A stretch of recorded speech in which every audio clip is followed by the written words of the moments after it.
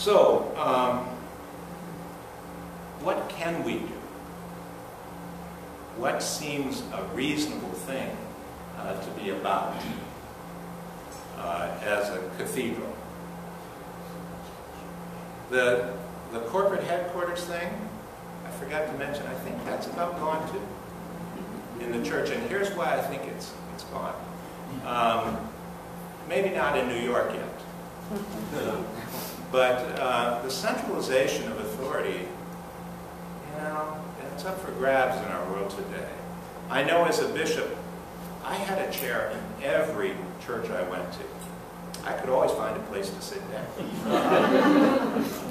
And I had my communications with me at all times, and I had a vehicle, and I drove all over the place.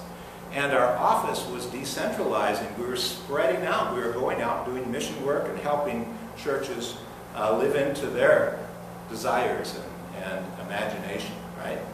So the idea of people coming to the bishop, those days are pretty much gone.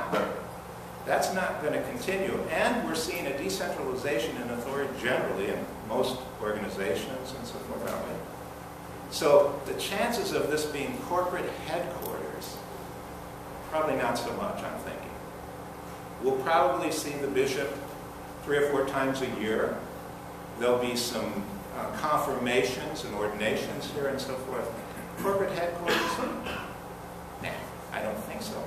I don't think that's where the cathedral is. What can we be, given all this reality, as I'm trying to share with you? We can still be a hospitable space where people can sort of hide in the shadows. People need anonymity sometimes when they join the church today. We're big enough that we can offer that to people. We don't necessarily have to jump on a newcomer like a chicken on a June, right? Little churches, if somebody walks in the door, they're already senior warden. Not a good idea, but they do it anyway. You know, we can offer people some anonymity, some space to kind of shuffle around a little and find their way. Hang around people of faith, see what it looks like, see what the definition of faith is here, kind of with people, and so forth. So we can create this openness in space. We can also open it for diversity. You know, we probably won't be a church for all faiths. I mean, we're probably a Christian church, although we want to be in dialogue with all faiths, but primarily the community here is not to build an interfaith experience. Interfaith knowledge, yes, and not interfaith congregation. But we can be a very diverse group of people. We can offer space to a diverse variety of people, all colors and shapes and sizes, right? So we can do that. We can also offer space for freedom of thought. So a cathedral generally doesn't get too defined in its theological understanding. You've got to keep a center so it doesn't fly off into the universe, but you want a certain degree of openness theologically and a capacity to create and do some things liturgically. Let me tell you, let me give you this is a secret, but if people walked into St. Mark's Cathedral, they would never question that you're traditional. So that gives you the freedom to actually try some new things from time to time, right? Right. I mean, you've got a base there that you don't have to worry about. People would never question that. But you can be a place of imagination and creativity, and you can test some things for others. Where maybe a small church would come flying apart if they tested some things, the cathedral shouldn't fly apart. It should be able to hold together, you know, with the challenge of creativity.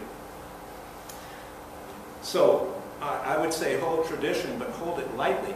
You know, Hooker, what are the three legs of the stool? He didn't write it that way.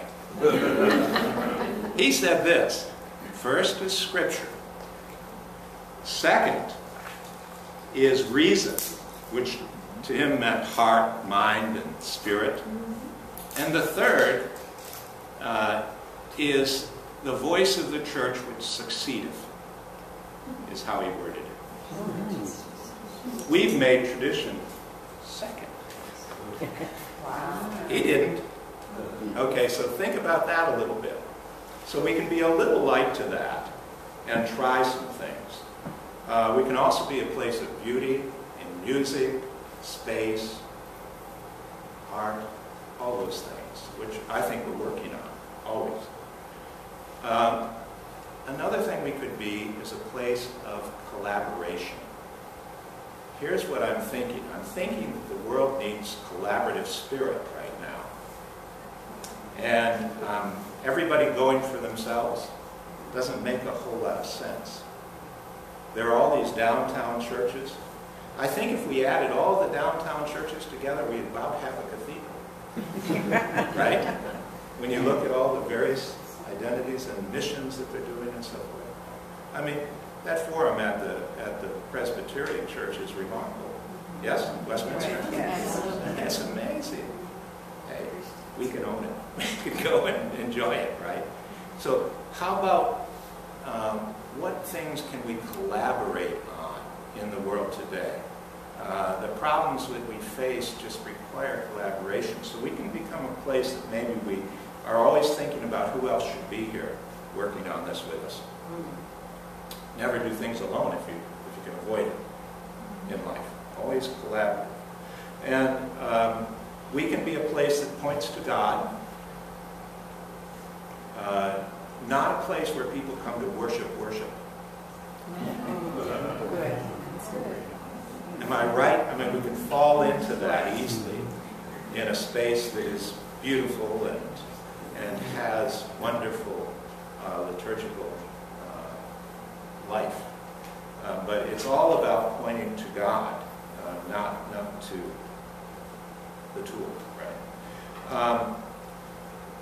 And we can be a place where we sort of add layers of prayer to the place.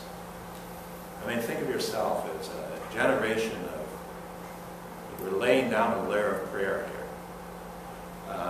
Other generations have laid down a layer of prayer. There are layers of prayer in our space that we need to think about. We need to think about what we're adding to it. You know what I mean? The spirituality of a place is felt, I think, even through layers of prayer. So to know that is an important piece of our mission, I think. We can also be a mother church in the sense of a resource to others. I mean, we've got a fine bookstore, for example. Susan, are you here? That's for you.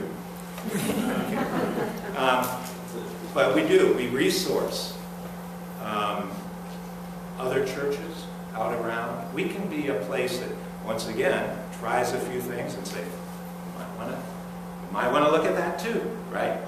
We can be a place of innovation and so forth, and then collaborate with other churches around us and see if we can't help them. So those are some of the things that I'm thinking we could be about in our life. I want to look at the time.